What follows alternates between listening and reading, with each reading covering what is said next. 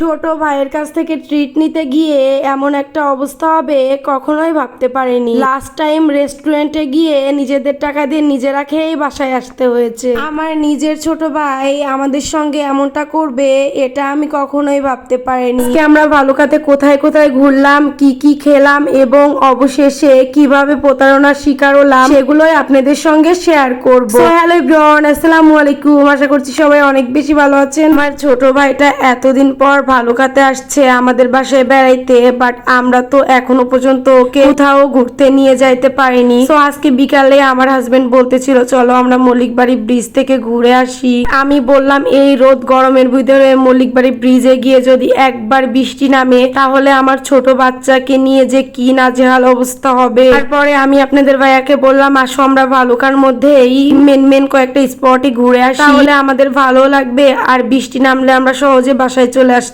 পারবো। আমরা at first গিয়েছিলাম ভালুকা কলেজে। আপনাদের ভাইয়া প্রতিদিন সকালেই ভালুকা কলেজ মাঠে যায়, মানে মর্নিং ওয়াক করতে, বাট আমার কখনো আসা হয়নি। গত 2.5 বছরের মধ্যে আমি কখনোই ভালুকা কলেজে আসিনি। দেখুন আমি কিভাবে দুষ্টামি করতেছি। যাই হোক, আমরা ভালুকা কলেজ মাঠে ঘুরেছিলাম আর কলেজ মাঠের পাশেই ছিল একটা ছোট্ট রেস্টুরেন্ট, ওখানে গিয়েছিলাম, বাট ওখানের খাবার মেনু আমার কাছে একদমই পছন্দ হয়নি। ভালুকাতে আসার পর আমি এই ভাইয়াদের রেস্টুরেন্ট থেকেই সবসময় খাওয়া দাওয়া করি, আর কোনো কিছু পার্সেল নেওয়ার থাকলেও আমার হাজবেন্ডকে বলি এনাদের এখান থেকে নিতে। আমরা এই যে হাঙ্গারে চলে গেলাম, আমরা এখানেই খাওয়া দাওয়া করব। আমার হাজবেন্ড ফার্স্টে অর্ডার দিয়েছিল বার্গার, বাট আমি তো বার্গার খাবো না। আর বাসা থেকে যেহেতু খাওয়া দাওয়া করে বের হয়েছি আমার একদমই ক্ষুধা ছিল না। ক্ষুধা না থাকলে কিন্তু চাইনিজ টাইপের খাবার একদমই খাইতে ভালো লাগে না। তারপর আমি একটা মিট বক্স অর্ডার করলাম আর তার সঙ্গে করেছিলাম কোল্ড ড্রিঙ্কস অর্ডার। সব থেকে হাস্যকর বিষয় কি জানেন, আমি এই রেস্টুরেন্টের ভিতরে যাইতে না যাইতেই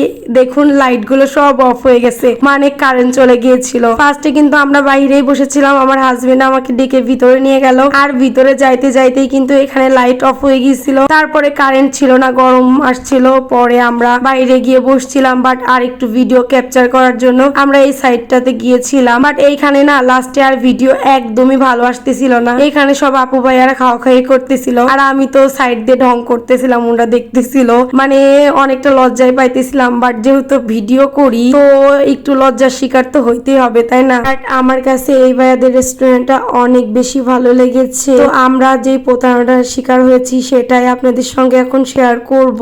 আমার ছোট ভাই বলেছিল সে ট্রিট দিবে, বাট লাস্ট টাইমে সে বলে তার কাছে নাকি টাকাই নেই, তার সব টাকা রয়েছে বিকাশে। তো আর কি করার, আমার হাজবেন্ডকে এই বিলটা পে করতে হলো। আর এই যে আমি এখানে মিট বক্স খাইতেছিলাম, মাশাআল্লাহ মিট বক্সটা যে এত পরিমাণে লোভনীয় ছিল।